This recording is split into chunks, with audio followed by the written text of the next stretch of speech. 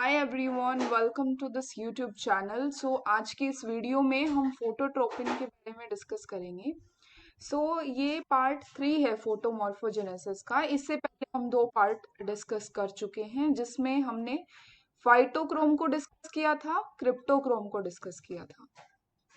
अगर आपने वो वीडियोस अभी तक नहीं देखी हैं तो मैं उसका लिंक आपको डिस्क्रिप्शन बॉक्स में प्रोवाइड कर दूंगी।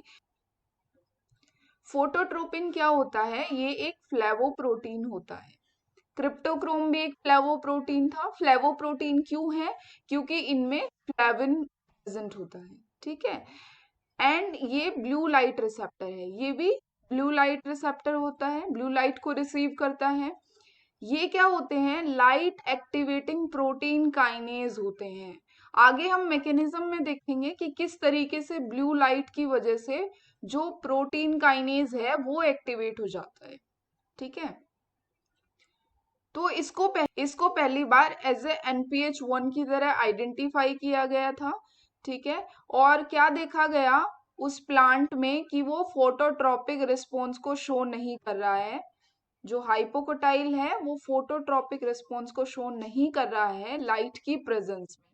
तो तब इसको एक्सट्रैक्ट किया गया एज ए NPH1। ठीक है। अब जो है NPH1 को क्या कहा जाता है? FORT1 कहा जाता है। As a protein which encode by FORT1 cause phototropism.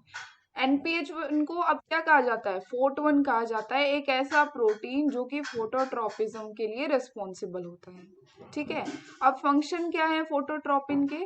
पहला, फोटोट्रोपिज्म, जो कि बहुत ही इंपॉर्टेंट फंक्शन है और इसी की वजह से इस प्रोटीन को नाम दिया गया है, फोटोट्रोपिज्म की वजह से। ठीक है। उसके अलावा ये स्टोमेटल ओपनिंग में भी हेल्प करता है। क्लोरोप्लास्ट मूवमेंट भी इसका एक इम्पॉर्टेंट फंक्शन है। किस तरीके से फोटोट्रोपिन क्लोरोप्लास्ट की मूवमेंट कराता है?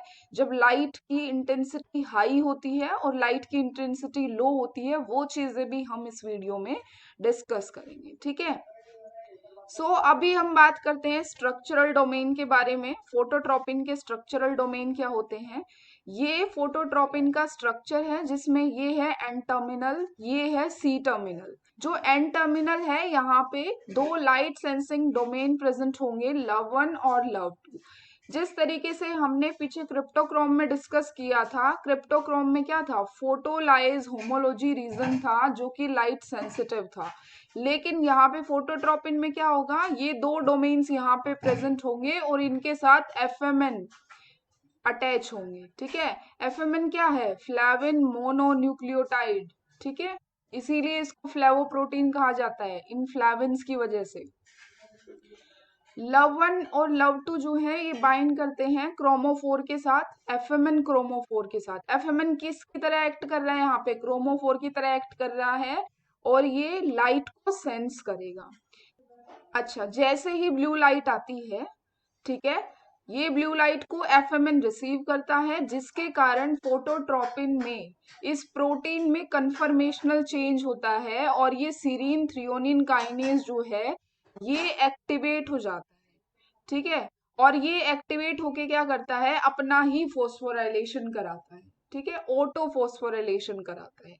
समझ आया कैसे काम करता है? जैसे ही ब्लू लाइट आई, ब्लू लाइट को किसने रिसीव किया? FMN ने। और यहाँ पे कहीं कन्फर्मेशनल चेंज होता है इस प्रोटीन में। और क्या होगा फिर? सीरीन थ्रियोनिन काइनेज जो है वो एक्टिवेट हो जाएगा और अपना ऑटो फोस्फोराइलेशन कराएगा। मैकेनिज्म यहाँ पे एक बार दोबारा समझ लीजिए क्या होगा। जैसे ही लाइट आएगी, देखो डार्क में ये इस तरीके से प्रेजेंट था, नॉन कोवेलेंटली FMN जो है लव 1 लव 2 के साथ बाइंड करके रखे थे। लेकिन अभी क्या होगा? जैसे ही ब्लू लाइट आई, FMN जो है वो कोवेलेंटली बाइंड कर जाएगा लव 1 और लव 2 के साथ। ठीक है। इन दोनों डोमेन्स के साथ ये कोवेलेंटली बाइंड कर जाएगा जैसे ही ब्लू लाइट आएगी। और जैसे ये कोवेलेंटली बाइंड किया तो प्रोटीन में कुछ कन्फर्मेशनल चेंज होगा, जिसकी वजह से ये सीरीन थ्रियोनिन काइनेज एक्टिवेट होके अपना ही फोस्फोराइलेशन करवाएगा। ठीक है। अब जो डार्क है वही चीज इसको मतलब एक्सप्लेन कर रखी है यहाँ पे।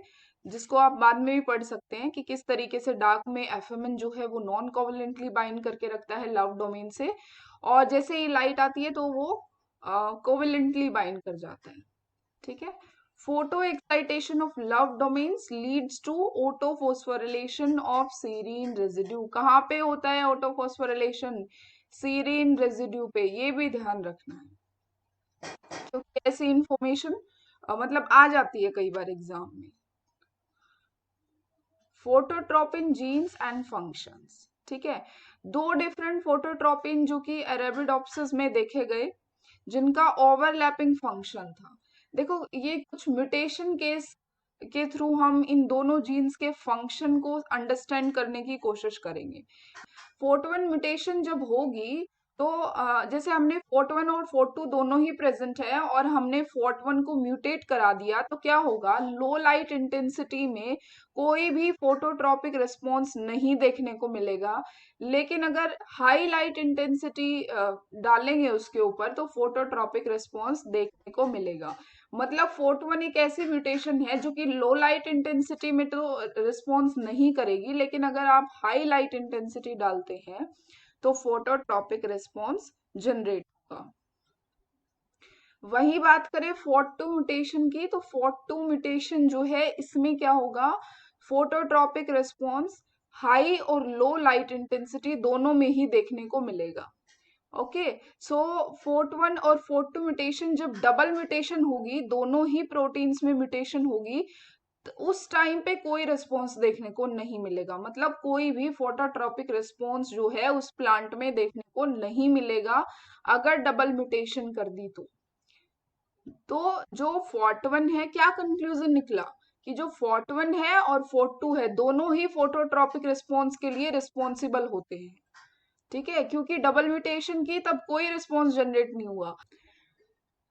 ओके, अभी बात करते हैं क्लोरोप्लास्ट मूवमेंट की। तो इसमें क्या होता है, ये क्या कंट्रोल करता है, लाइट एब्जॉर्प्शन को कंट्रोल करता है और फोटो डैमेज होने से बचाता है। कौन? फोटोट्रोपिन। ठीक है, तो एक केस ले रहे हैं हम। जैसे यहाँ पे क्या था, लो लाइट इंटेंसिटी थी, तो क्या किया फोर्ट-1 फोर्ट-2 ने, पेरिक्लाइनल वॉल्स पे क्लोरोप्लास्ट को एक्यूमुलेट करा दिया। ठीक है, और ये क्यों एक्यूमुलेट करा दिया, ताकि लो लाइट में लो लाइट है, कम लाइट इंटेंसिटी है, तो उसका मैक्सिमम एब्जॉर्प्शन हो पाए, इसीलिए इनको पेरिक्लाइनल वॉल्स पे जो है एक्यूमुलेट करा दिया लो लाइट इंटेंसिटी में। यहाँ पे फोर्ट-1 और फोर्ट-2 दोनों ही इस प्रोसेस में रोल प्ले करते हैं। इतना समझ आया? अब बात करते हैं केस 2 की। ठीक है, केस 2 में क्या हुआ, इसमें हाई लाइट इंटेंसिटी दी गई। ठीक है, लीफ को जैसे हाई लाइट इंटेंसिटी में रखा, तो जो फोटोट्रोपिन है उसने क्या कराया, जो क्लोरोप्लास्ट है उनको एंटीक्लाइनल वॉल्स पे अरेंज करा दिया। ठीक है, एंटीक्लाइनल वॉल्स पे अरेंज क्यों करा दिया, क्योंकि हाई लाइट इंटेंसिटी है तो फोटो डैमेज होने के चांसेस ज्यादा हैं। तो अगर ये यहाँ पे एक्यूमुलेट हो जाएंगे तो फोटो डैमेज नहीं होगी। ठीक है, तो ये जो है इस टाइप की मूवमेंट जो है वो प्रोटेक्ट करती है इनको डैमेज होने से। तो इसमें कौन इंपॉर्टेंट रोल प्ले करता है, फोर्ट-2 इंपॉर्टेंट रोल प्ले करता है। ये चीजें ध्यान रखनी है कि कौन किसका रोल कहाँ पे है।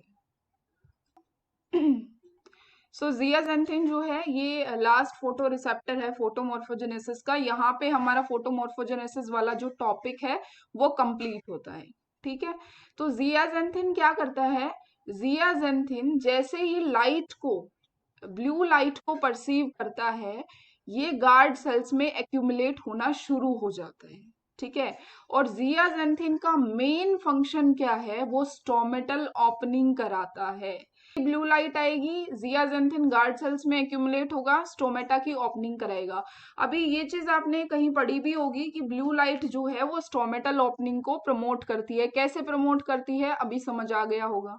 ठीक है, अगर जियाजेंथिन को म्यूटेट करा दिया जाए जेनेटिकली या बायोकेमिकल मीन्स से अगर उसको जियाजेंथिन के एक्यूमुलेशन को रोक दिया जाए बेसिकली, तो स्टोमेटा ओपन नहीं होगा। ठीक है, तो ये क्या इंडिकेट करता है कि जियाजेंथिन जो है वो स्टोमेटल ओपनिंग में इम्पॉर्टेंट रोल प्ले करता है। ठीक, सो आई होप आपको तीनों वीडियोस फोटोमॉर्फोजेनेसिस की अच्छे से समझ आई होंगी। अगर कोई क्वेश्चन है तो उसको कमेंट बॉक्स में डाल देना, ठीक है, वहां पे मैं आपके क्वेश्चंस का रिप्लाई कर दूंगी। Thank you so much for watching this video. अगर आप इस चैनल पे पहली बार आए हैं तो प्लीज सब्सक्राइब कीजिए। ऐसी ही वीडियोस जो है मैं डालती रहूंगी अब डेली। और